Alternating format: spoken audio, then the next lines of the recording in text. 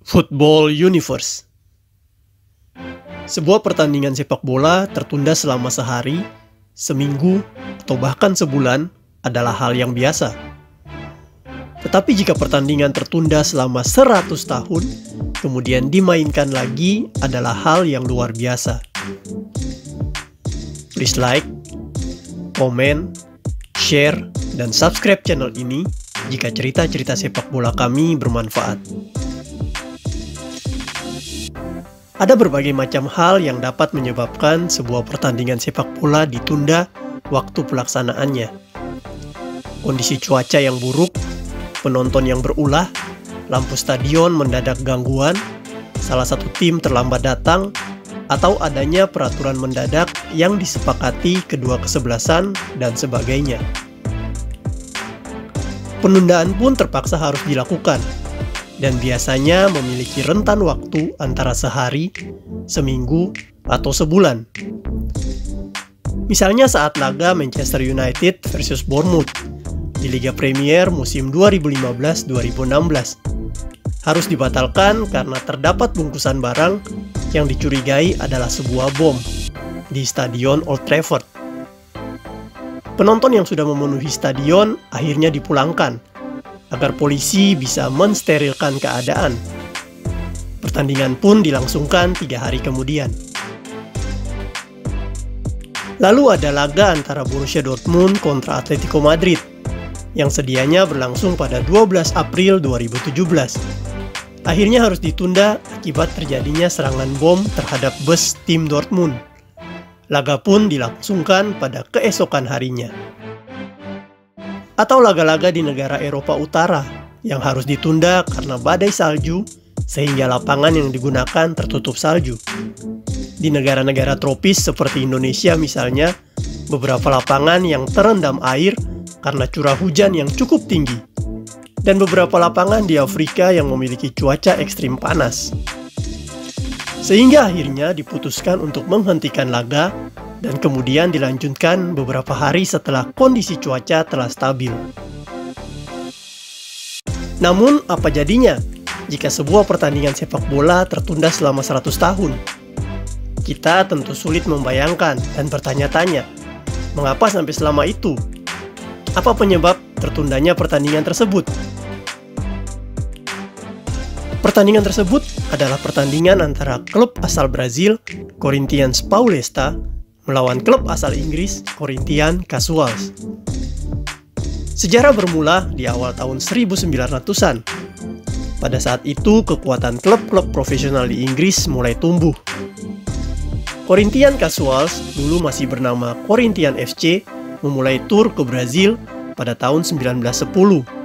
Setelah mendapat undangan dari Bapak Charles Miller, pria yang dihormati dan dianggap sebagai bapak pendiri sepak bola Brazil dan juga mantan pemain Corinthians FC. Sepak bola yang dipertontonkan Corinthians FC selama tur di Brazil sangat mengagumkan. Selama menjalani tur pertamanya di Brazil ini, Corinthians FC tak terkalahkan.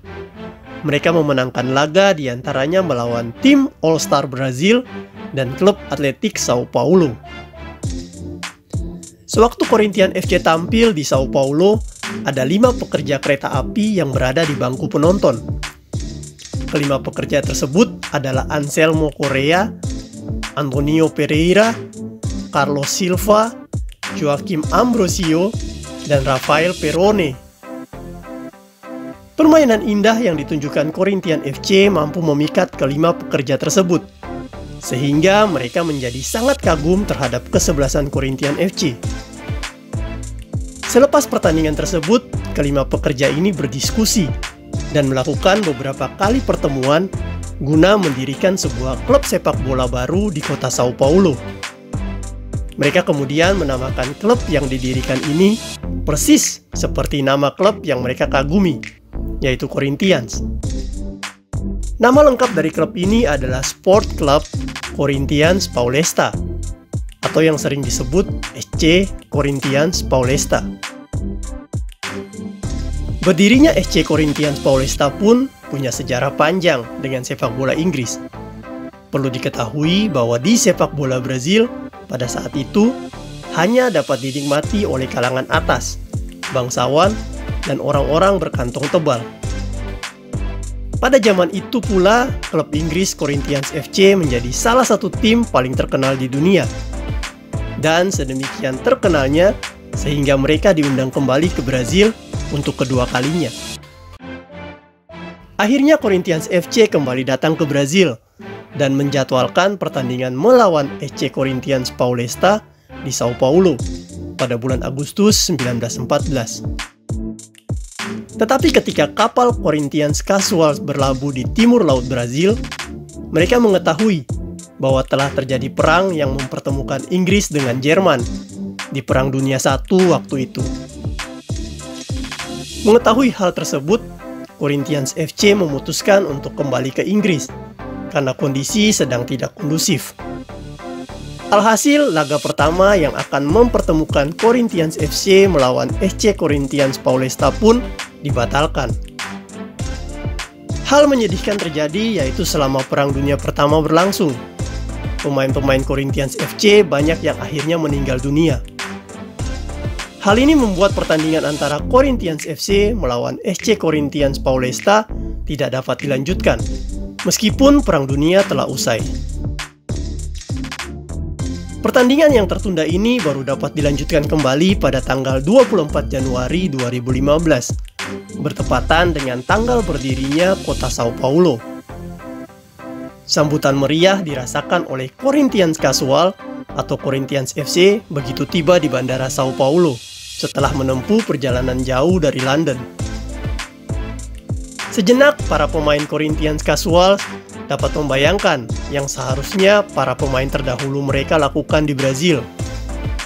Kemeriahan serta sambutan hangat juga masih mereka terima di jalan hingga saat berlatih di Stadion Corinthians Arena, tempat diselenggarakannya laga.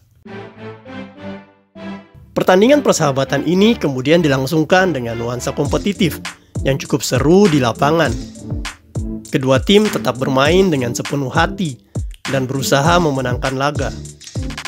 Beberapa pemain juga sempat bertukar seragam dan berganti tim di antara keduanya saat pertandingan, sesuai dengan tradisi yang ada sebelumnya. Pertandingan sendiri berakhir dengan skor 3-0 untuk kemenangan tuan rumah SC Corinthians Paulista. Skor akhir bukanlah masalah buat kedua kesebelasan, tetapi yang terpenting adalah ikatan sejarah antara kedua kesebelasan. Pihak SC Corinthians Paulista ingin para penggemar muda mereka paham dan selalu ingat sejarah berdirinya kesebelasan mereka dan siapa yang menjadi inspirasi dari kehadiran klub Corinthians Paulista. Sejak saat didirikan pada 1910, SC Corinthians Paulista tumbuh menjadi raksasa sepak bola Brazil. Mereka adalah pemenang Campeonato Brasileiro 7 kali dan juga mengangkat Copa Libertadores. Pada 2000 dan 2012, mereka meraih Piala Dunia Klub dengan mengalahkan Vasco da Gama dan Chelsea di final. Dengan 30 juta penggemar, mereka juga merupakan klub yang paling didukung di negara Brazil. Selain itu, mereka juga memiliki nama-nama pemain terkenal seperti Rivelino dan Socrates. Sementara itu, nasib berbeda dialami oleh Corinthians Casual. Setelah sempat menjadi tim paling berjaya di awal 1900-an dengan nama Corinthians FC, performa mereka kemudian alami penurunan. Hal ini disebabkan diantaranya karena beberapa pemain kunci mereka meninggal saat terjadi Perang Dunia I. Corinthians FC lalu akhirnya belum bisa kembali ke masa jayanya, dan pada tahun 1939 mereka berubah nama menjadi Corinthians Casual, yang merupakan hasil gabungan antara dua kesebelasan, yaitu Corinthians FC 1882 dan Casuals 1883. Saat ini, tim dengan jersey coklat dan pink tersebut berada di Liga Istimewa atau divisi ke-8 dalam piramida kompetisi sepak bola Inggris. Sebagai tim amatir, pertandingan mereka pun tak pernah ditonton banyak orang. Rata-rata supporter yang hadir berkisar 75-150 orang saja di tiap laga mereka. Walaupun demikian, mereka merupakan salah satu kesebelasan bersejarah yang berhasil membawa sepak bola disukai di luar Eropa. Dunia sepak bola akan selalu mengenang kontribusi Corinthians FC atau Corinthians Casual sebagai pelopor sepak bola mula-mula.